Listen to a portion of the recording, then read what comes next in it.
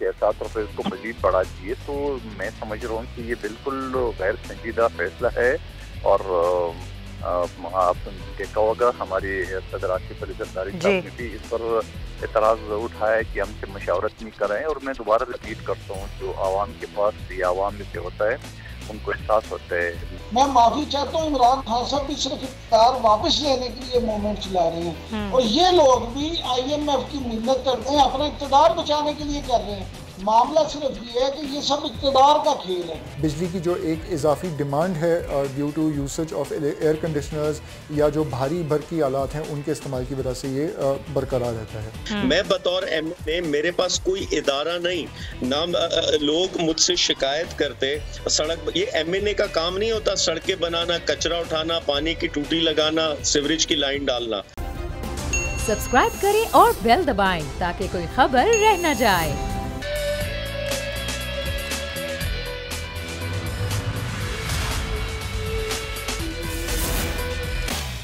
बिस्मिल्लाहिर्रहमानिर्रहीम, अस्सलामु अलैकुम। प्रोग्राम में मैं सुमैया रिजवान आपको खुश आमदीद कहती हूँ। नाजरीन, हस्बे रिवायत, हस्बे आदत और हस्बे मामूल शहबाज सरकार की जानिब से अपने ही दावे और वादे की खिलाफ वर्जी करते हुए यू टर्न ले लिया गया। हुकूमत जो कल तक आवाम को आसरे और दिलासे दे रही थी कि पेट्रोल की कीमतें कम हो जाएंगी, आर्मी मंडी के हिसाब से हम आपको रिलीफ देंगे, महंगाई को कम करेंगे, ऐसा तो कुछ भी नहीं हुआ। मगर आर्मी मंडी में जहां पेट्रोल दिन ब दिन सस्ता हो रहा है, वहीं शहबाज सरकार और उनकी तजुर्बेकार मुआशी माहिरीन की टीम ने आवामी रिलीफ को मद्देनजर रखते हुए पेट्रोल मजीद ₹6.72 महंगा कर दिया। आवाम की जानिब से हुकूमत के इस फैसले पर जब तनकीद के निश्तर बरसाए गए तो मरियम साहिबा ने मोबाइल हाथ में उठाया, फिल्मी सीन के अंदाज को बयान करते हुए एक ट्वीट किया कि मियाँ साहब ने इस फैसले की शदीद मुखालफत की और यहाँ तक कहा कि मजीद 1 पैसे का बोझ अवाम पर नहीं डाल सकता और अगर हुकूमत की कोई भी मजबूरी है तो मैं इस फैसले में शामिल नहीं हूँ। वाह जनाब वाह। मरियम नवाज ने एक और ट्वीट में यह भी लिखा कि मैं आवाम के साथ खड़ी हूँ, इस फैसले की तायद नहीं कर सकती। मरियम साहिबा, आप ये क्यों भूल रही हैं कि हुकूमत आपकी है, वजीर आजम आपके चचा हैं। अगर आप और मियाँ साहब इस फैसले के इतने ही मुखालिफ थे तो क्या ये समझ लिया जाए कि पार्टी में अब वाकई मीम और शीन के बयानिए में शदीद इख्तलाफात हैं। मीम के मुकाबले में शीन के फैसले मंजूर हो रहे हैं और एक तरफ हुकूमत रोज डॉलर गिरने की खबरें सुनाकर सुबह सवेरे आवाम को सुहाने ख्वाब दिखाती है, फिर रात की तारीकी में आवाम पर महंगाई के बम गिराती है। हुकूमत का ये दोहरा मयार आखिर कब तक चलेगा? मईशत को बेहतर की जानिब गामजन करने के दावे करने वाली हुकूमत आवाम के साथ झूठ और ये फरेब की आंख मचोली कब तक खेलेगी? अगर डॉलर सस्ता हो रहा है, दोस्त ममालिक मदद करने के लिए राजी भी हैं, IMF कर्जा भी देने को राजी है, सब कुछ इतना ही अच्छा है नाजरीन, तो हुकूमत आवाम के साथ ये जुल्म और सितम क्यों कर रही है? इस पर हम बात करेंगे। और ये वो लोग हैं जो ये कहा करते थे कि हम कपड़े बेचकर आवाम को सस्ता आटा देंगे, सस्ती बिजली देंगे, तो ये रिलीफ आखिर क्यों नहीं पहुंच पा रहा? और अब तो जो हुकूमत के इत्तेहादी हैं उनको भी शदीद एतराज़ है इस बात पर कि जब आलमी मंडी में पेट्रोल सस्ता हो रहा है तो इसके असरात आवाम तक क्यों नहीं पहुंच रहे। सबसे पहले बात करेंगे, हमें ज्वाइन करें पाकिस्तान पीपल्स पार्टी के रहनुमा MNA हैं कादिर खान मंदुखेल साहब। बहुत शुक्रिया मंदुखेल साहब आपके वक्त का। सर, आज काबीना में पीपल्स पार्टी ने शदीद मुखालफत की है इस चीज़ की कि ना ही हमें लिया गया एतमाद में, ना ही बताया गया, और ये जो पेट्रोलियम मसनूआत की कीमतें बढ़ रही हैं पाकिस्तान में, कुछ बताया हुकूमत ने कि क्यों बढ़ा रही हैं? देखिए, बताने को तो वो शख्स बताएगा जो आवाम के वोटों से मुंतखब होके आता है, तो वो फिर उनको ये एहसास भी होता है कि मैंने आवाम से वोट मांगना है और फिर मैं जवाब दे उनको। एक शख्स जो गैर मुंतखब शख्स हो उसको आप वजीर खजाना बनाएंगे तो वो किसको जवाब दे? शहबाज शरीफ साहब को? वो तो किसी को जवाब देनी है। तो मैं तो पहले दिन से ये बात कहता आ रहा हूँ। और फिर ये जो आलमी मंडी के साथ हम ही दूसरे हुकूमतों पे हम तंकीद करते थे और हम ये कहते थे आलमी मंडी में तेल सस्ता हो गया, ये महंगा क्यों कर रहे हैं, तो आज ये क्यों कर रहा है? कल तो हमें दिन में ये खबर सुनाई दी है जो हमें हुकूमत के जो हल्कों से कि 40 रुपए डीजल और 42 रुपए डीजल और 18-19 रुपए पेट्रोल सस्ता होगा। और बल्कि जब मैं असम्बली से निकल रहा था तो उस वक्त एक जर्नलिस्ट ने मुझे ये भी कहा कि ये तय हो गया। तो अब फिर रात में उसका उल्टा हो गया और ऊपर से जो है ना वो ₹7 इसको मजीद बढ़ा दिए। तो मैं समझ रहा हूँ कि ये बिल्कुल गैर संजीदा फैसला है। और आप देखा होगा हमारी सदर आसिफ अली जरदारी साहब ने भी इस पर एतराज़ उठाया कि हमसे मशावरत नहीं कर रहे हैं। और मैं दोबारा रिपीट करता हूँ, जो आवाम के पास ये आवाम में से होता है उनको एहसास होता है। मंदोखेल साहब, आप बड़े सच्चे और खरे सियासतदान हैं, आप बिल्कुल ठीक और सीधी बात करते हैं। आप क्योंकि असम्बली में आपने कहा ये गैर मुंतखब लोग हैं, ये किसी को जवाबदेह नहीं है, लेकिन आप लोग मुंतखब हैं, आवाम के वोटों से आए हैं ऐवान में। क्या ऐवान में इस मामले को उठाया जाएगा? और ये आपके इत्तेहादी ज़ाहिर इनके इत्तेहादी हुकूमत के, तो हुकूमत से एहतजाज किया जाएगा इस बात पर? देखिए, आप अगर एक बात आपके रिपोर्टर या आपके प्रोड्यूसर आपको इतला दे, तो जब बिजली का बिल वज़ीर बिजली ने कहा कि कोई लोड शेडिंग नहीं है मुल्क में, तो मैंने असम्बली में उसको ललकारा और वो सारी वीडियो लोगों ने देख लिया। गैस के वजीर को मैंने असम्बली में ललकारा, तो पेट्रोल का वजीर तो खुद मैं इसको हरा के आया हूँ, तो इसको मैं कैसे छोड़ूंगा? उसको तो मैं जरूर ये सवाल उठाऊंगा। और जब मैं आपके जरिए, मीडिया के जरिए सवाल उठा रहा हूँ, तो असम्बली तो वैसे थोड़ा बंद है, और ये भी जरूर उठाऊंगा उस हवाले से। और ये नहीं होना चाहिए, आप आ जाते हैं और फिर ये कहते हैं मैंने टैक्स नहीं लगाया, मैंने 1 रुपये टैक्स नहीं लगाया, मैंने फलां नहीं लगाया। तो भाई ये आदाद शुमार, ये सारी चीजें अपने पास रखो। आवाम 2 और 2 4 जानते हैं, आप उसका जवाब दे दो। ये इधर उधर गोल मोल, ये हो गया फलां हो गया, डिंगा हो गया, ये IMF नहीं हो गया, या तो पूरे एक समझ लो क़यामत का जो है ना वो एक इम्तिहान हो गया है, जो कि भाई अब ये चीज, ये सारी चीजें। और यकीनन इस बात का भी आपको पता होगा कि जो इमरान खान नियाजी साहब की हुकूमत ने जो मुआहदे किए थे IMF के साथ, तो वो तो भुगत रहे हम, लेकिन अब भुगतने का भी कोई लेवल होता है, उसका भी कोई हद होती है। यहाँ तो कोई हद सर, अब तो उस चीज से निकल आए ना, वो तो बता दिया ना कि नए सिरे से सारी चीजें हुई हैं, नए सिरे से सारी बात हुई है। अच्छा मंदोखेल साहब, सिर्फ ये नहीं हुआ कि पेट्रोल महंगा हो रहा है, बिजली भी महंगी हो रही है, गैस भी महंगी हो रही है। कराची में जिस तरह के टैक्सेस लगे कि इलेक्ट्रिक ने लगाएं, बिजली इतनी महंगी कर दी गई, लोड शेडिंग का अजाब भुगत रही है आवाम, तो यहाँ पर कोई पुरसाने हाल क्यों नहीं है? देखिए, मैं एज ए अवाम के नुमाइंदे के तौर पे मैं क्या कर सकता हूँ? मैंने वज़ीर बिजली को अच्छी खासी इसको हिलाया मैंने, और हिलाने के बाद जाके उनको मैंने ये चीज़ समझाया था कि आपको ये सारे घर चले जाओ, तो ये सारी चीज़ आप कर दे। तो जब उसके बावजूद ये इनका ये हाल होता है, तो फिर के इलेक्ट्रिक के साथ हमारी मीटिंग भी कराई है। अब तो सूरत ये हो गई कि इलेक्ट्रिक के अफसरान जो है ना वो हमारे फोन नहीं उठाते हैं। अच्छा, आपके फोन नहीं उठाते? असम्बली में बात उठाने के बावजूद, असम्बली में इशू उठाने के बावजूद, असम्बली में अल्लाह ताला की 99 नाम के नीचे हमने उनको बता दिए कि सब ये मीडिया भी झूठ बोल रही है, मैं भी झूठ बोल रहा हूँ, आप सच बोल रहे हो, आपके जो सेक्रेटरी है वो सच बोल रहे हैं, क्योंकि 16 घंटे मेरे हल्के बल्दिया टाउन में लोड शेडिंग चल रही है। बिल्कुल ऐसा ही है। तो अब आप मुझे बता दो, देश का सर, ये आपकी हुकूमत है सिंध में, फिर आप लोग वफाक में भी ज़ाहिर हुकूमत के इत्तेहादी हैं, वफाक से भी आपने बात की, असम्बली में बात उठाई, वैसे भी बात की। सर, मेरे लिए बड़े हैरान कुन है कि के इलेक्ट्रिक के हुक्मरान जो लोग हैं, जो वहाँ की मैनेजमेंट है, वो आपके फ़ोन ही नहीं उठा रहे, वो कोई जवाब ही नहीं दे रहे आपको। बड़ी हैरानगी है मुझे इस बात की। देखिए, अब यही चीज होगा, फिर हम करेंगे, प्रिविलेज मोशन दाखिल करेंगे और अपनी क़यादत के सामने ये बात मैं उठाऊंगा कि अब सूरत हाल ये हो गया कि अवाम इस बारिश में, इस एक समझ लो कुदरत की तरफ से जो एक इम्तिहान है, और इस सूरत हाल में भी अगर बारिश का ये हाल हो और पानी जो कि हद भर चुका है, अपनी लेवल से भी ज्यादा हो चुका है, और उसके बावजूद अगर ये हाल है, तो आप मुझे बता दें फिर क्या करेंगे हम? सर, ये भी पूछ लीजिएगा साथ साथ, क्योंकि जाहिर है आप भी कराची से हैं, मैं भी कराची से हूँ, कराची के अवाम की आवाज़ है हम लोग। सर, पूछ लीजिएगा कि कराची के अवाम का क्या कसूर है, जो टूटी फूटी सड़कें उनकी मुंतज़िर हैं। बारिश तो अल्लाह की रहमत होती है सर, ये जहमत बन जाती है। देखिए, बिल्कुल आपकी बात बिल्कुल सही है, कराची की टूटी फूटी सड़कें, और यकीनन मुझसे पहले जो PTI के MNA थे फैसल वाडा साहब, उन्होंने जो रोड बनाए थे वो सब पानी में बह गया। यकीनन जो सिंध गवर्नमेंट ने बनाया है वो भी टूट फूट का शिकार होती है। जैसे बारिश ये रुकेगा तो इस हवाले से यकीनन इनका काम शुरू होगा, और इसके ऊपर जो ना हमारी मुशावरत कल भी हुई थी। बिलावल भुट्टो ज़रदारी साहब ने मीटिंग कॉल की थी कराची डिवीजन की जो मुंतखब नुमाइंदे हैं उनकी, और हिदायत दी गई है चीफ मिनिस्टर को और वज़रा को। तो क्योंकि अब बारिश रुकेगा तो ये सिलसिला शुरू होगा।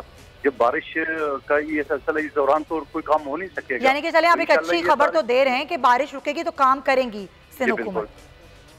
ठीक है, बहुत शुक्रिया आपका कादिर खान मंदोख का, बहुत शुक्रिया। हमने कोशिश की कि तीनों मौज़ूआत पर उनका मौक़िफ़ ले लिया जाए, क्योंकि ज़ाहिर है असम्बली में भी नुमाइंदगी है, वहाँ पर ये मामला किस तरह उठाया जा सकता है कि जब हुकूमत बिजली महंगी कर रही है, पेट्रोल की कीमतें महंगी कर रही है, तो उसके पीछे क्या सूरत हाल है। इत्तेहादी हैं और ज़ाहिर इत्तेहादी होते हुए पीपल्स पार्टी इस पर शदीद एतराज़ात उठा रही है। और आपने खुद सुना कि मंदो खैल साहब ने क्या कहा कि गैर मुंतखब नुमाइंदा जो किसी को जवाबदेह नहीं है तो हम उससे क्यों पूछेंगे, लोग तो हमसे सवाल करते हैं। फिर बिजली की कीमतों पर उन्होंने कहा कि हम इस मामले को ना सिर्फ अपनी हुकूमत के साथ मुशावरत कर रहे हैं, इसको उठा रहे हैं, बल्कि इसकी आवाज़ ऐवान तक भी लेकर जा रहे हैं। आपको दिखाते हैं कि आवाम कितने परेशान हैं बिजली महंगी होने से, नए टैक्सेस से और इस सारी सूरत हाल से, पेट्रोल महंगा होने से। इस महंगाई की सूरत हाल से हमारे आवाम सबसे ज़्यादा मुतासर हो रहे हैं, तो उनका क्या कहना है आइए आपको दिखाते हैं। गवर्नमेंट चोर है, हुक्मरान चोर है ने सारे, इन्होंने पता नहीं लग रहा गरीब आवाम कितों खाएगी। हम पेट्रोल फिर रात का बढ़ाता इन्होंने, की करिए असी। ये पेट्रोल बढ़ाने से देखें गरीब आदमी जो है वो किस तरह गुजारा करेगा। वो अपनी जॉब करे, बिजनेस करे, घर का खर्चा उठाए, यहाँ जो है वो पेट्रोल डलवाए। तो गवर्नमेंट को चाहिए कि इस पेट्रोल की कीमतों को कम करे ताकि एक जो इंसान है वो अपनी बेसिक नेसेसिटीज़ को पूरा कर सके। सर ऐसा है कि हमने रात को जो न्यूज़ देखी थी उसमें पता चला था कि पेट्रोल जो है 12 रुपये कम हो रहा है। हमने रात को पेट्रोल नहीं डलवाया कि जी सुबह डलवाएंगे सस्ता पेट्रोल, लेकिन जब सुबह उठे हैं तो वो पेट्रोल कोई 7-8 रुपये बढ़ गया। हमारे लिए शॉकिंग है। तो मेहरबानी गवर्नमेंट को चाहिए कि जो चीज़ जैसे चली उसको उसी तरह चलाए, ना कि उसके अंदर अजीब से काम करे। जो इस वक्त हालात चल रहे हैं पाकिस्तान के, तो इसमें तो हर दूसरे दिन ही पेट्रोल की जो है वो प्राइसेस बढ़ रही हैं, लेकिन ये जो है वो मिडल तबके के लिए बहुत ज़्यादा जो है वो हेडेक का बना हुआ सिलसिला। तो इसलिए हमारी अपील है गवर्नमेंट से कि इस जो है वो पेट्रोल प्राइस को कंट्रोल करें और रिड्यूस करें, ताकि जो है वो हर बंदा जो है वो एक लीटर डलवाता था और जो है वो कुछ दिन निकाल लेता था, अब तो वो आधा दिन भी नहीं उससे गुजरता। आपने आवाम शदीद परेशान है, उनकी समझ में नहीं आता कि आखिर वो कौन से दावे थे, वो कौन से दिलासे थे।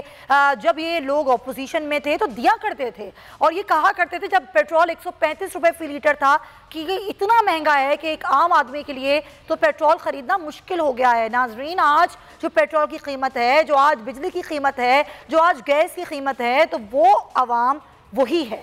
हुक्मरान तब्दील हुए हैं और ये वो हुक्मरान हैं जो आवाम के दुखों का मदावा करने के लिए आए थे हुकूमत में, और ये कहा करते थे कि जब हम आएंगे तो फिर आप देखिएगा कैसे दूध और शहद की नहरें बहती हैं। वो दूध और शहद की नहरें तो अलबत्ता नहीं बही, लेकिन आवाम बेचारी बहुत परेशान हो गई है इस महंगाई के समंदर में। और इस सूरत हाल में से आवाम को निकालने का किसी के पास कोई है ऐसा कोई प्लान है कि हम इस महंगाई से निकल सकते हैं? ज़रा हम इस पर बात करेंगे। मैं ज्वाइन करें इमरान साहब, बहुत शुक्रिया आपके वक्त का, सीनियर सहाफ़ी हैं, तज़कियाकार हैं।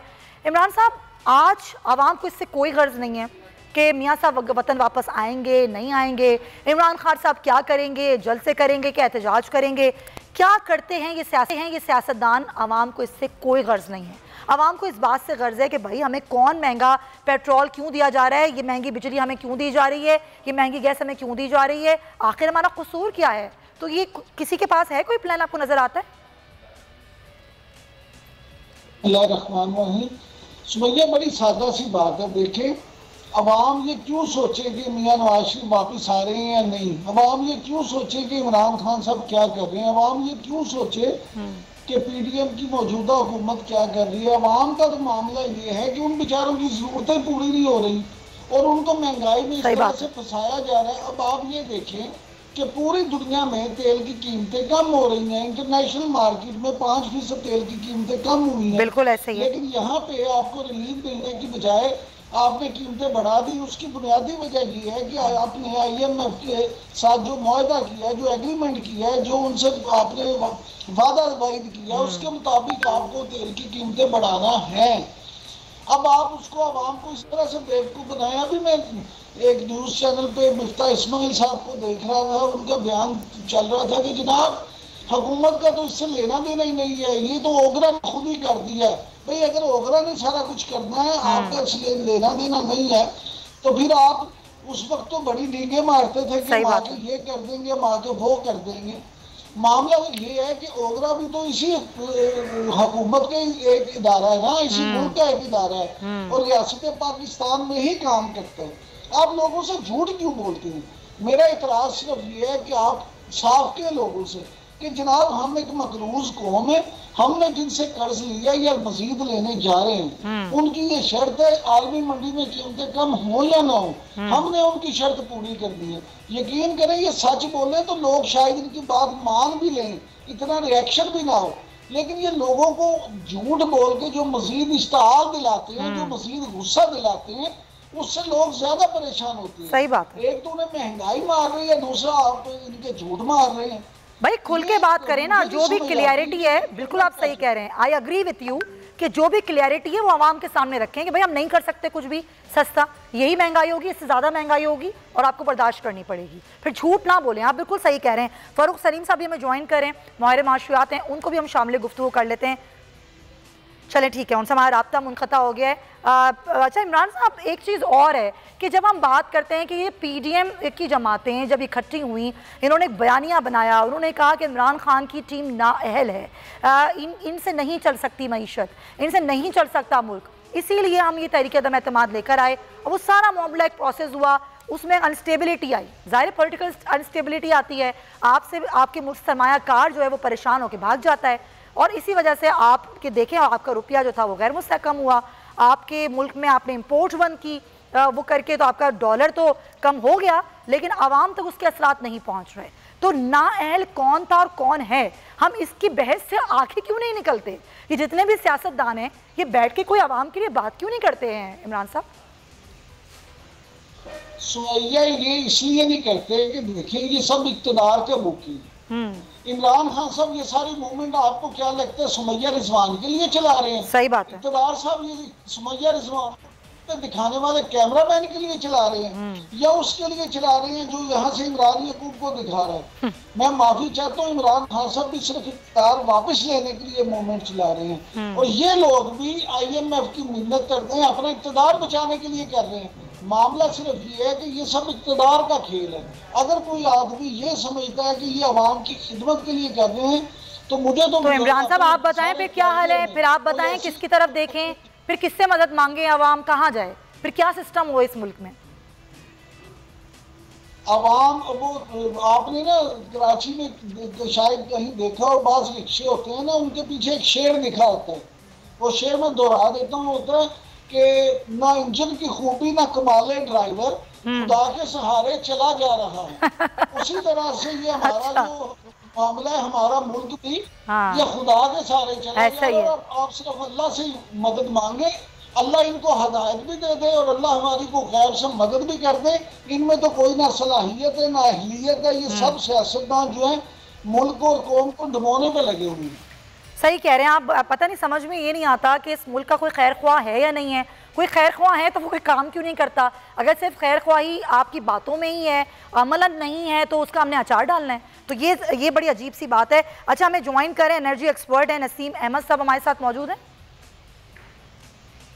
नसीम साहब अस्सलाम वालेकुम। वालेकुम अस्सलाम। नसीम साहब मुझे बताइएगा सर, यहाँ पर हमारा मैकेनिज्म क्या होता है हमारे मुल्क में? अभी नए टैक्सेस भी लगाए गए, बिजली को मज़ीद महंगा किया जा रहा है, ये कहा जा रहा है कि जो तलब और रसद में कमी है शॉर्टफॉल की वजह से और दीगर टैक्सेस की वजह से बिजली जो है वो महंगी भी की गई, आवाम तक मिलती भी नहीं है। ये जो हमने सारा बोझ खासतौर पर कराची की बात करें एक ही कंपनी पर डाला हुआ है, हमने मज़ीद कंपनीज नहीं बनाई। सर मैकेनिज्म क्या होता है किसी मुल्क में जो बिजली की सारी तलब और रसद के मसाइल होते हैं उनको ठीक करने का? बिस्मिल्लाहिर्रहमानिर्रहीम। देखिए पहले तो हमें समझना है हमारी कराची के अंदर केई का एक्सक्लूसिव राइट रहा है जनरेशन, डिस्ट्रीब्यूशन और ट्रांसमिशन। बिल्कुल।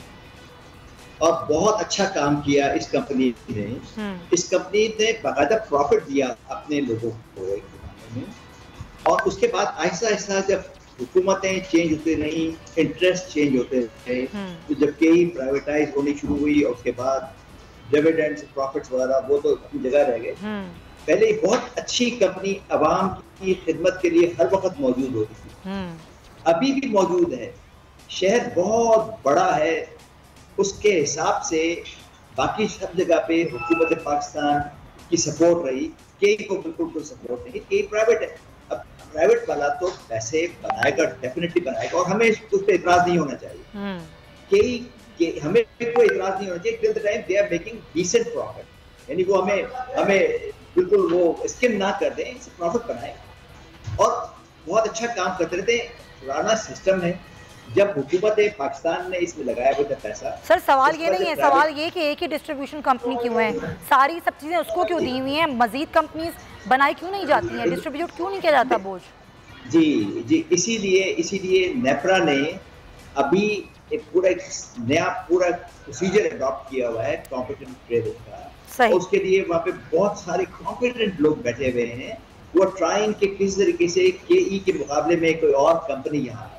लेकिन ऐसा हो नहीं रहा। मैं आपकी बात तो कंटिन्यू करती हूँ sir, sorry to interrupt you. Naseem sahab एक ब्रेक ले लें सर, ब्रेक ले लूँ मैं, ब्रेक ले लूँ सर, ब्रेक ले लूँ, लेते हैं प्रोग्राम में ब्रेक शामिल करते हैं, वापस आते हैं तो नसीम साहब की बात को यहीं से कंटिन्यू करेंगे। स्टे विद अस।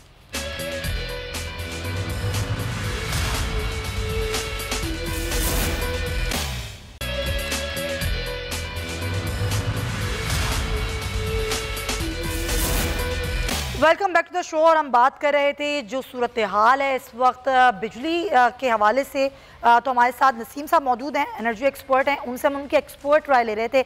नसीम साहब मैं चाहूँगी अपनी बात को आप कंटिन्यू कीजिएगा।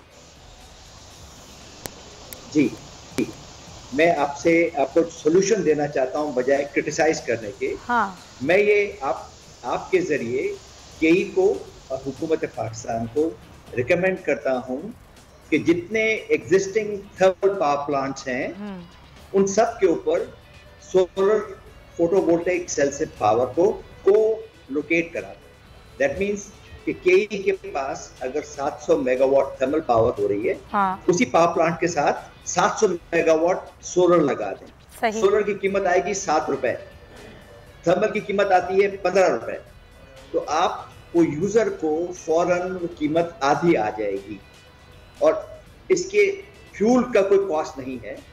ये इमीडिएट सोल्यूशन है। सोलर को 1 साल में लगा सकते हैं, सारा प्राइवेट सेक्टर में लग सकता है, हुकूमत पाकिस्तान का कोई पैसा नहीं लगेगा। अच्छा, तो सबसे बेहतर सोल्यूशन और इमीडिएट सोल्यूशन जो है वो ये कि केई को हुकूमत पाकिस्तान के जरिए और प्राइवेट सेक्टर के जरिए ये कहा जाए कि वो आए, अपने जितने एग्जिस्टिंग पावर प्लांट्स हैं उन सब के साथ सोलर एनर्जी को लगा दें। सही है। दिन में सोलर एनर्जी मिलेगी जो 7 रुपए पे आएगी, हो सकता है 6 रुपए भी आ जाए और परमानेंटली इससे कम रहेगी।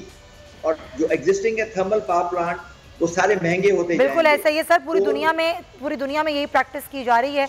मशवरा आपका अच्छा है, हुकूमत को चाहिए कि इस मशवरे पर अमल करें और ये काम हुकूमत के करने का है। बिल्कुल नहीं, कोई हुकूमत का नहीं है ये। अच्छा, कुछ ऐड करना चाह रहे हैं इमरान साहब?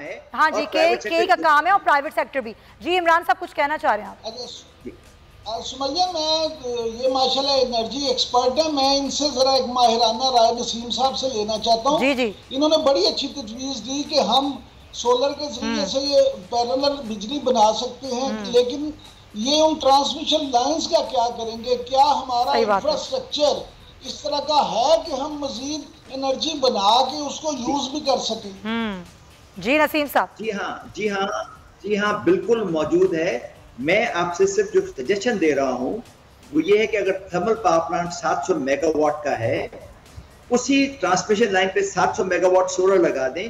जिस दौरान में सोलर आ रहा है, थर्मल पावर प्लांट की आउटपुट को कम करके सोलर को इंजेक्ट करें और रात को थर्मल पावर प्लांट को इस्तेमाल करते रहें at the full swing whenever required. सही। इससे एक एनर्जी का एक टोटल सिनेरियो मिलता है, पूरा सिनेरियो बनेगा और एनर्जी जो है उसकी कॉस्ट कम हो जाएगी। कॉस्ट कम हो जाएगी, ज़ाहिर कॉस्ट ज़्यादा होती है तो फिर आवाम से वो उससे भी ज़्यादा वसूल की जाती है। नसीम साहब बहुत अच्छा मशवरा आपका, thank you so much. Energy expert हमारे साथ थे।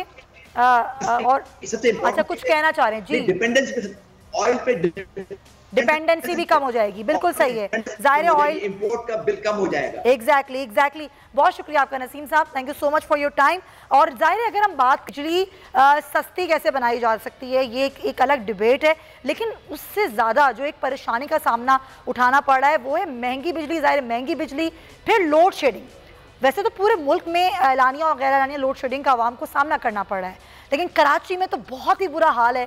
14 घंटे की लोड शेडिंग की जा रही है। कई इलाकों में गैर एलानिया लोड शेडिंग की जा रही है।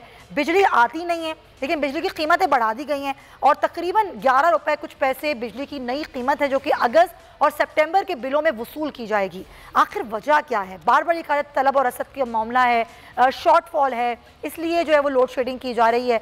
इसी पर बात करेंगे। मैं ज्वाइन करें तर्जुमान के इलेक्ट्रिक उवैस रशीद साहब। उवैस साहब, बहुत शुक्रिया आपके वक्त का। सर, के इलेक्ट्रिक तो बार बार एक ही बात करती है कि जी तलब और रसद के मसाइल हैं, इसलिए लोड शेडिंग की जा रही है। नेपरा कहता है, वफाक कहता है कि भाई कोई कमी नहीं है, के इलेक्ट्रिक के पास बिजली की कोई कमी है तो आगाह किया जाए। मसला क्या है आखिर लोड शेडिंग का? अस्सलाम वालेकुम जी, और आपका बहुत शुक्रिया, आपने हमारा मौक़िफ़ लेने के लिए हमें अप्रोच किया है। देखिए जी, सबसे पहले जो एक कॉन्टेक्स्ट बहुत ज़रूरी है प्रोवाइड करना, वो ये है कि इस वक्त पाकिस्तान भर में बिजली की तलब और रसद के दरमियान एक शॉर्टफॉल बरकरार है। इतलात के मुताबिक हम लोगों को ये मालूम होता है कि जी ये शॉर्टफॉल तकरीबन 5000 कभी कभार 7000 मेगावाट तक भी पहुंच जाता है। कराची शहर के अंदर भी बिजली की तलब और रसद के अंदर शॉर्टफॉल एक औसतन 250 से 350 मेगावाट का रहता है, जो 24 घंटे बरकरार रहता है। और इसमें मुख्तलिफ वजूहात हैं जिसकी बुनियाद पर ये शॉर्टफॉल हमें नज़र आता है, जिसके अंदर प्राइमरीली बिजली की जो एक इजाफी डिमांड है due to usage of air conditioners या जो भारी भरकी आलात हैं उनके इस्तेमाल की वजह से ये बरकरार रहता है। जहाँ मौसम बेहतर होने की वजह से इस शॉर्टफॉल में कमी आती है, वहाँ पर गर्मी की शिद्दत में इजाफे के बायस यही शॉर्टफॉल औसतन 250 से 350 मेगावाट की जगह तकरीबन 400 या 400 से कभी कभार 500 मेगावाट तक भी पहुँच जाता है, जिसकी वजह से लोड शेडिंग जो है वो मज़ीद शहर में जारी भी है। लेकिन इसका स्केड्यूल जो 30 जून को हमने अपलोड किया था अपनी वेबसाइट पर और जिसका बाकायदा समाजी ऐलान भी किया था, उसी के मुताबिक लोड शेडिंग की जा रही है। और इसी स्केड्यूल को की आगाही के लिए सार्फिन को हमने। सर, आप कह रहे हैं कि आपका स्केड्यूल है, आप कह रहे हैं कि स्केड्यूल के मुताबिक है, ऐसा नहीं है। रात को 3-3 बजे जो है वो बिजली बंद कर दी जाती है, जिस पर आप लोगों का यही जवाब होता है कि जी क्योंकि शॉर्टफॉल है इसलिए बिजली जो है वो बंद की जा रही है। लेकिन सर, एक और मामला भी तो है, बिजली महंगी भी की जा रही है। नए टैक्सेस लगाए जा रहे हैं, नए टैक्सेस लगा के बिजली महंगी कर दी जाती है। लोगों को महंगी बिजली जो है वो प्रोवाइड की जा रही है, जो कि उनको मिलती ही नहीं है। तो ये महंगी बिजली क्यों है इतनी ज़्यादा के इलेक्ट्रिक की? जी बहुत शुक्रिया, ये आपने एक इंतहाई अहम सवाल पूछा है और इस पर मैं ये वजाहत सबसे पहले पेश करना चाहूँगा कि मुल्क भर में बिजली की जो तकसीमकार कंपनीज़ हैं वो इनफरादी तौर पर बिजली के निर्ख का तयन नहीं कर सकती और इस प्रोसेस के अंदर इनका कोई अमल दखल नहीं है। सार्फिन से बिलों में वसूल किए जाने वाली तमाम रकम और उसके जो बिजली के इस्तेमाल के जो निर्ख हैं उनका तयन नेपरा और हुकूमत पाकिस्तान की तरफ से किया जाता है, तमाम मुकर्रर करदा कवायद व ज़वाबित के पेश नज़र। जो बिजली के बिलों के अंदर टैक्सेस की भी आपने बात की है, तो मैं ये भी बताता चलूँ कि टैक्सेस का लगाना या हटाना बिजली की तकसीमकार कंपनीज बशमूल के इलेक्ट्रिक के दायरे इख्तियार में नहीं है। हुकूमत पाकिस्तान की तरफ से जो भी टैक्सेस लागू किए जाते हैं या हटाए जाते हैं, उनकी नोटिफिकेशन मिलने के साथ ही तमाम बिजली की तकसीमकार कंपनीज बशमूल के इलेक्ट्रिक उन पर फौरी अमल करते हैं। एक और मैं थोड़ा सा टाइम लूँगा, इसके अंदर जो पहलू है बिजली के बिल्स का वो है फ्यूल चार्ज एडजस्टमेंट, जो कि हमें पिछले कुछ महीनों के अंदर काफ़ी एक बड़ा कंपोनेंट नज़र आ रहा है। ये कंपोनेंट, इसका इन्हिसार आलमी सतह पर ईंधन की कीमतों से होता है। जैसे कि हमें मालूम है कि पिछले साल के अंदर ही फर्नेस ऑयल और RLNG जो दो इम्पोर्टेड फ्यूल्स हैं उनकी कीमतों में होशरुबा इजाफा नज़र आया है, जिसकी वजह से जो सार्फिन के बिल्स में वसूल की जाने वाली एक रकम है वो भी इजाफे के नज़र हो रही है। अगेन इसका भी तयन और इस रकम का इतलाक FCA कौन से महीने में लगेगा, कितना लगेगा और कब वसूल किया जाएगा, इसका तयन नेपरा के कवायद व ज़वाबित के तहत किया जाता है और नेपरा ही इसका ऑर्डर जारी करता है जिसके तहत बिजली की तकसीमकार कंपनीज बिलों में वसूल करती हैं ये अमाउंट। अच्छा, अब आखिर में आप ये बता दें कि के इलेक्ट्रिक खुद कर क्या रही है ये शॉर्टफॉल, ये तलब और रसद के मसाइल को ठीक करने के लिए, या फिर ये मामला ऐसे ही चलता रहेगा? देखिए जी, के इलेक्ट्रिक अपने तौर पे पूरी कोशिश कर रहा है बिजली के जो डिमांड और सप्लाई के दरमियान शॉर्टफॉल है उसको मैनेज करने के लिए, और इसी वजह से जो है एक रैशनलाइज्ड लोड शेड स्केड्यूल हमने अनाउंस किया था 30 जून को। अनफॉर्चुनेटली शहर कराची के अंदर जो एक शॉर्टफॉल है जो इसका हमने जिक्र किया अपने 250 से 350 मेगावाट औसत नज़र आता है, जो गर्मी की शिद्दत में या बिजली की तलब में इजाफे के बायस 450 से 500 मेगावाट तक भी कभी कभार पहुँच जाता है। ये 24 घंटे बरकरार रहता है, जिसकी वजह से जैसे कि हमने नोटिस किया किया होगा कि एक स्केड्यूल के तहत लोड शेडिंग जो है वो शब के औकात में भी करना नागुज़ीर हो गया है। हमारी पूरी कोशिश होती है और हम सूरत हाल का मुस्तकिल जायज़ा भी ले रहे होते हैं, जहां मैक्सिमम पॉसिबल हो और जहां पर डिमांड और सप्लाई के दरमियान एक मैनेजेबल गैप हमें नजर आए, वहां पर हम लोड शेडिंग की साइकिल में एग्जेम्पशन भी पास ऑन करने की कोशिश ज़रूर करते हैं ताकि सार्फिन को मैक्सिमम पॉसिबल रिलीफ जहां भी पॉसिबल हो वहां हम फराहम कर सकें। चलें ठीक है, बहुत शुक्रिया। वैसे तो आपने बड़ी अच्छी और मीठी मीठी बातें की हैं, लेकिन ऐसा होता नहीं है, मतलब प्रैक्टिकली ऐसा नहीं होता कि इलेक्ट्रिक जो है वो आवाम को मुश्किलात ही मुश्किलात दे रही है। हुकूमत वक्त को चाहिए कि इस मामले को देखें, ये बरसों पुराना मामला है। आगे बढ़ते हैं, हमें ज्वाइन करें आलमगीर खान साहब, पाकिस्तान तहरीक इंसाफ के रहनुमा हैं। आलम साहब, आपसे जो मैंने बात करनी है वो ये है क्या जो इमरान खान साहब के जो कागजात नामजदगी चैलेंज किए गए नबील गबोल की जानिब से और अब उस पर फैसला भी महफूज हो गया है, ये सारी सूरत हाल पर पीटीआई का अपना क्या मौक़िफ़ है? जो कागजात नामजदगी और जगह भी चैलेंज किए गए थे इमरान खान साहब के। देखिए, हमारा मौक़िफ़ पहले दिन से यही है कि ये इलेक्शन कमिश्नर एक मुतनाज़ शख्स है, ये एक सियासी शख्स है, पीटीआई के लिए बायस्ड इसके तमाम तर फैसले होते हैं और ये इसमें भी आप देखेंगे कि ये एक प्लान का हिस्सा है और ये पूरी कोशिश कर रहे हैं कि कैसे तहरीक इंसाफ को अगले इलेक्शन से और पाकिस्तान की मुल्की सियासत से किनारा कश किया जाए, जो कि नामुमकिन है क्योंकि तहरीक इंसाफ इस वक्त पूरे पाकिस्तान की सबसे बड़ी जमात है, मकबूल तरीन जमात है, इसको दीवार से लगाया नहीं जा सकता। और तो ये चीज़ इनके प्लान का हिस्सा है, ये चाहे तोशा खाना केस हो या फॉरेन फंडिंग केस को इसकी बेसिस बनाए। लेकिन आप लोगों ने तो क्लियरिटी नहीं रखी हुई ना, आप लोगों ने एक तरफ तो इस्तीफा दिया हुआ है, फिर 9 नशिस्तों से बस ये मतलब इमरान खान साहब इलेक्शन भी लड़ रहे हैं, फिर दूसरी जानिब आपने इसी इलेक्शन को चैलेंज भी किया हुआ है, तो क्लियरिटी तो अभी पीटीआई की अपनी खुद भी नहीं है ना। देखिए, इस वक्त जो सिनेरियो है वो ये है कि ये हमें बैकफुट पे ले जाना चाहते हैं। अच्छा। ये हर वो काम करना चाहते हैं कि जिससे हम प्रेशराइज हों। अच्छा। यानी ये जो नशिस्तों का मामला है कि हम तो ये कह रहे हैं पहले दिन से हमारे 135 लोग इस्तीफा दे चुके हैं और इस्तीफे कासिम सूरी जब डिप्टी स्पीकर थे वो इस्तीफे एक्सेप्ट कर चुके हैं। हम तो पहले से ही हम डीसीट हो चुके हैं सब। आप इलेक्शन कौन करें, आपने इलेक्शन कराने 135 सीटों पे कराएं। सही है। तो उन्होंने अपनी मर्जी के मुताबिक जो इनको हल्के सूट करते वहां से इन्होंने इस्तीफे कबूल करके डीसीट कर दिया, उस पर इलेक्शंस कॉल की। ये समझते हैं कि शायद इन हथकंडों से ये इमरान खान को दबा देंगे, उनको किसी मुज़ाकराती अमल में ले आएंगे, कोई डील वाले अमल में ले आएंगे। लेकिन वो इमरान खान किसी प्रेशर में नहीं आता, उन्होंने आगे बढ़ के फ्रंट फुट पे उन्होंने कहा कि 9 की 9 नशिस्तों से मैं खुद लड़ूंगा। तो ये जो नंबर गेम है, एक्चुअली ये लोग परेशान थे कि इनके पास नंबर्स कम है नेशनल असेंबली में और ये समझते हैं कि अगर कोई भी एक इनके अलाए जमात अगर आगे पीछे हो गई तो इनकी हुकूमत खतरे में, इसलिए इन्होंने हमारे नंबर्स कम करने के लिए तो आप ये कह रहे हैं कि इत्तेहादियों के नंबर के साथ नंबर इन्होंने पूरे किए, 9 उधर थे तो 9 यहाँ से इस्तीफे मंजूर किए ताकि बराबर का हिसाब किताब हो जाए। 11 इस्तीफे एक्चुअली मंजूर किए ताकि 11-11 का हिसाब हो जाए, आप ये कह रहे हैं। अच्छा, पॉइंट टेकन। जरा इमरान साहब आप अपना तजिया दीजिए कि एक तरफ तो जाहिर पीटीआई ये कहती है कि हमारे पूरे के पूरे इस्तीफे मंजूर किए जाएं, ये एक डिस्क्रिमिनेशन है कि आप 11 जो है वो इस्तीफे मंजूर करते हैं, 9 पर इलेक्शन होते हैं, सारों पर हों इलेक्शंस। क्या ये पीटीआई का मुतालबा दुरुस्त है? और खुद क्या आपको लगता है कि पीटीआई की भी क्लैरिटी है कि हमें असेंबली में वापस जाना है कि नहीं जाना है? सुमैया, पीटीआई जो है ना वो बड़ी कंफ्यूज्ड है इस मामले में।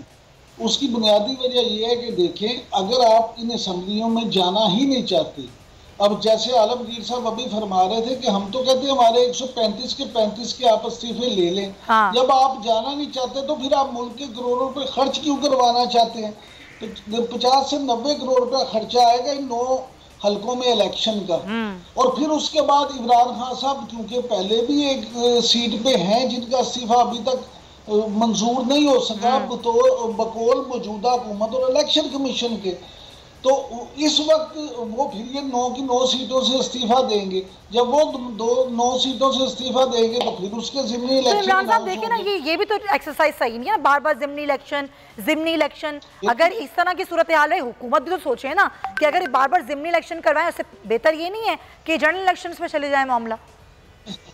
देखिए हुकूमत जो है वो जनरल इलेक्शन में तो जाना नहीं चाहती। हाँ। हुकूमत तो वही काम करेगी ना जो उन्हें सूट करता है। सही है, तो फिर वही बात है जो सबको सूट करता है। सॉरी मैं आपकी बात को काट रही हूँ, सब वही काम कर रहे हैं जो सबको सूट करता है। जी ऐसे ही। जी इमरान साहब, मैं ये गुजारिश कर रहा हूँ कि ये देखें पीटीआई क्या कर रही है, तरीके इंसाफ भी वही कर रही है जो उनको सूट करता है, हुकूमत भी वो कर रही है उन्हें सूट करता है। मामला ये है कि ये दोनों जो है पीडीएम की में शामिल जमातें हों या पाकिस्तान तहरीके इंसाफ हो, ये मैं जैसे पहले गुजारिश कर रहा था, ये इक़्तिदार का खेल है। इक़्तिदार में आने के लिए ये सब सियासत करते हैं, अवाम के लिए कोई इनमें से सियासत नहीं करता। नारे यही लगाते हैं कि ये अवाम, हम तो अवाम की खिदमत करना चाहते हैं। लेकिन देखें इन्होंने पौने 4 साल में जितनी अवाम की खिदमत की वो आपके सामने है। अब इन्होंने अपने 4 महीनों में जो अवाम की खिदमत की वो भी सबके सामने है। सही है। मैं अभी जब के इलेक्ट्रिक के जो मुंशी साहब थे उनकी बात सुन रहा था, उसमें आपने मुझे अगर मौका दिया हुआ तो मैं उनसे ज़रूर गुजारिश करता कि जनाब आपने तो रटे रटाए वो पढ़ के वो जुमले बोल दिए जो आपने कहना था, लेकिन कराची के अवाम आपसे ये पूछने का हक तो रखते हैं कि जनाब आप तो कहते हैं कि शॉर्टफॉल सिर्फ 250 है, तो यहाँ तो 12-12, 14-14 घंटे लाइट नहीं आ रही। ऐसा ही है। आप के इलेक्ट्रिक सिर्फ ये बता दें कि इन्होंने आज तक लोड शेडिंग पे काबू पाने के लिए ट्रांसमिशन कुछ नहीं किया। ये बिल्कुल एक बात है, और इस बात की सारी बात ये है कि आप ये कह रहे हैं सियासतदानों का ये है ही नहीं कि आवाम को रिलीफ देना है। जी आलमगीर साहब, देखें ऐसे हम एक सियासी जमात हैं, हम ऑपोजिशन में इस वक्त, और डे टू डे जो आगे से मूव्स किए जाते हैं हुकूमती ताकतों से, हम उसका काउंटर करते हैं। ठीक, तो ऐसे में कौन सा जिम्मेदार इदारा है जो इस चीज की निगरानी करे कि मामलात बैलेंस हो? वो इलेक्शन कमीशन है। अगर वो इस चीज को बैलेंस नहीं करेगा तो हम तो आगे से जो वो प्रेशर टैक्टिक्स खेलेंगे हम उसका काउंटर मूव देंगे बतौर एक सियासी जमात। सही। और इस वक्त हमारा काउंटर मूव था वो ये था कि इमरान खान साहब 9 की 9 नशिस्तों से लड़ेंगे और अवाम में अपनी मकबूलियत के वाज़े सबूत देंगे ये 9 नशिस्तें जीत के। जिस तरह पंजाब में हमने बाई इलेक्शंस जीते, अक्सरियत लाए, हमारा वजीर आला आया। मकसद सिर्फ ये है, ये चीज वाजे करती है कि इलेक्शन कमीशन का क्या किरदार है, हमारे इस बात को प्रूफ करती है जो हम इमरान खान साहब पहले दिन से कह रहे हैं। लेकिन आलमगीर साहब, आप कराची के रहायशी हैं, कराची के रहने वाले हैं, आपने बड़ा काम किया यहाँ पर और फिर जाहिर आप यहाँ से MNA मुंतखब हुए। आप मुझे एक सवाल का जवाब दें, कराची के अवाम PTI को क्यों वोट दें? जब वफाक में थे, PTI की हुकूमत थी, तो कराची वालों के लिए आप लोगों ने क्या काम किया? आज जो सूरत हाल कराची की है और आप लोग वोट मांगने आए ज़िमनी में या बल्दियाती में, तो PTI को क्यों वोट दिया जाए? अच्छा, मुझे मौका दीजिएगा। जी जी। पहली बात तो ये कि तहरीक इंसाफ कराची से वफाकी हुकूमत में नशिस्तें ले सकी और वफाकी हुकूमत बना सकी, बदकिस्मती से सूबाई हुकूमत नहीं बना सकी। तमाम तर सूबे के और बिलखसूस कराची के बल्दियाती इदारे KMC, KDA, SPCA, DMC, solid waste management, Karachi water and sewerage board, ये सब सूबाई हुकूमत यानी पीपल्स पार्टी के पास है। मैं बतौर MNA, मेरे पास कोई इदारा नहीं। नाम लोग मुझसे शिकायत करते सड़क, ये MNA का काम नहीं होता सड़कें बनाना, कचरा उठाना, पानी की टूटी लगाना, सीवरेज की लाइन डालना। MNA का कानूनी आईनी काम है कानून साजी करना। MPA का कानूनी आईनी काम है कानून साजी करना, नंबर 1। नंबर 2 ये, उसके बावजूद कराची शहर में 650 से 700 अरब के प्रोजेक्ट्स वफाकी हुकूमत ने शुरू किए, जिसमें 3 बड़े नालों की तामीर थी। FWO ने उस पर काम किया, गुज्जर नाला, महमूदाबाद नाला, औरंगी टाउन नाला। K4 के मंसूबे पर हमने काम शुरू करवाया, FWO उस पर काम कर रहे हैं। करली झील से कराची को additional 250 million gallon per day पानी फराम करने का ये मंसूबा है। तीसरा बड़ा प्रोजेक्ट KCR का, जो कराची सर्कुलर रेलवे, उस पर काम शुरू है। हसन स्क्वायर के करीब गिलानी स्टेशन पे आप जाएं, वहाँ FWO काम कर रही। चौथा बड़ा बड़ा मंसूबा इसके अलावा ग्रीन लाइन बस का है, जो सरजानी से नुमाइश तक बसेस लानी। लेकिन उसके बावजूद मसाइल का गढ़ है कराची। देखते हैं कि अगर आपको लोग वोट देते हैं, आलमगीर साहब क्या करती है। मेरे पास वक्त की कमी है, प्रोग्राम मुझे क्लोज करना है। आलमगीर खान साहब बहुत शुक्रिया आपके वक्त का। इमरान याकूब साहब सर आपके वक्त का भी बहुत शुक्रिया। नाज़रीन प्रोग्राम का वक्त खत्म होता है, कल मुलाकात होगी, अपना ख्याल रखें, अल्लाह हाफ़िज़।